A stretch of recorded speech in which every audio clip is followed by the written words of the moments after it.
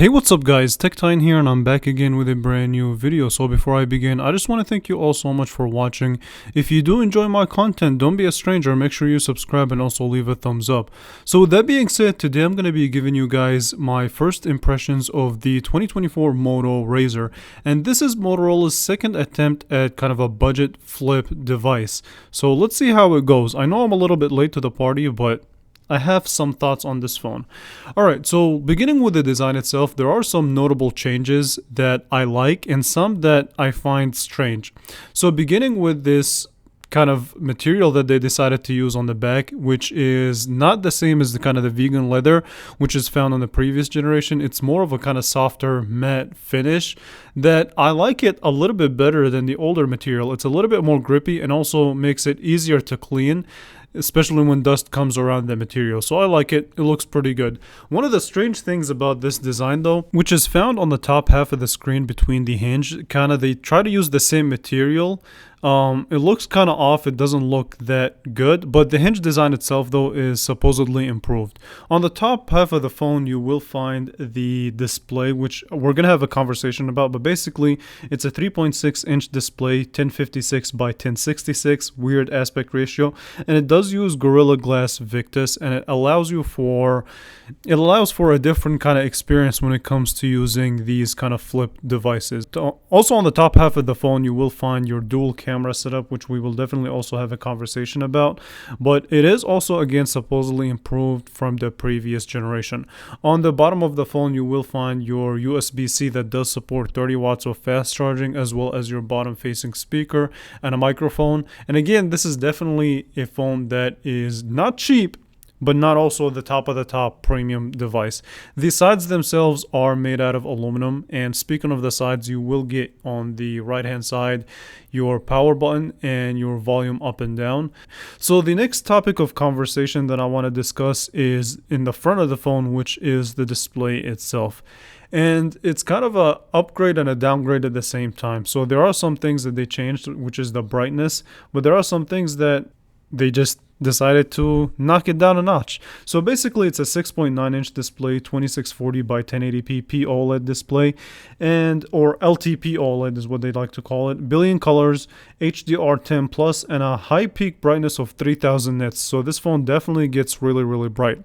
Now the downside behind this display is that the refresh rate of the previous generation was 144 Hz. This time we only max out at 120 Hz. And when you go to the settings to kind of pick and choose which one you want, you can either pick standard or high, but it's still smartly optimized, so it will decide whether the 120 Hz is right for you or not. I wish we had the option like the previous generation where we can just pick and choose which one we want instead of having the display decide what works best for me. If it was up to me, I would just keep it at 120 Hz all the time. I know that will kill battery life, but I have that feature, I might as well take advantage of it. As far as the display itself goes, it still is a rock solid display, very good, and the kind of the crease where you would flip the phone is not that noticeable, so they did a better job in the design department this year. Overall though, when it comes to watching your content, watching videos, things of that nature, doing whatever you want to do on this display, it's definitely going to be an enjoyable experience. Now mind you that it's really easy to scratch up these displays because they do have kind of a plastic layer on top of them, so keep that in mind if you're even interested in these types of devices. Okay, so the next topic of conversation that I want to have with you guys is in the camera department. So on the back you do have a dual camera setup, a 50 megapixel f1.7 aperture sensor and a 13 megapixel f2.2 ultra wide up to 120 degrees of field of view. Okay, and you also have the ability to record 4K video at 30 frames per second or 1080p at 30 or 60 frames per second. The front-facing camera is a 32 megapixel f2.4 aperture. Now, I still need to do a lot of testing when it comes to this camera, but basically it takes some decent pictures, definitely improved picture quality from the previous generation, and I really like using that secondary display as kind of a camera viewfinder. You can take selfies using that secondary display while still using the main sensor, which is really cool. Okay, so now the performance here a little bit. You do get improved chipset So this time around, you get the MediaTek Dimensity 7300X based on a 4nm architecture, the Mali G615 for your GPU, a standard 256GB of storage, and 8GB of RAM, but it does also have what they call RAM boost, which uses a little bit of the storage to boost up the RAM when you need it. Everyday tasks seem to be really good on this phone. Everything about the performance so far is good and clean as it's supposed to be. I will be doing more testing on that to kind of determine whether this phone is worth it or not in the longevity. Let's talk a little bit more about this kind of 3.6-inch display, because that's really the big change when it comes to the 2024 Moto Razr.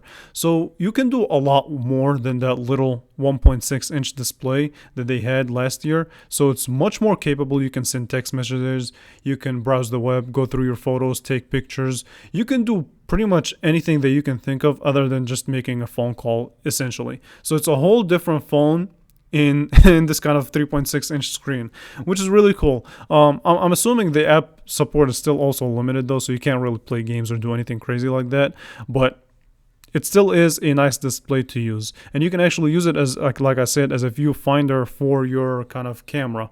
So if you want to take a picture, or you want to take a selfie but you don't want to use the front-facing camera, you can use that back-facing main sensor to take a higher quality pictures.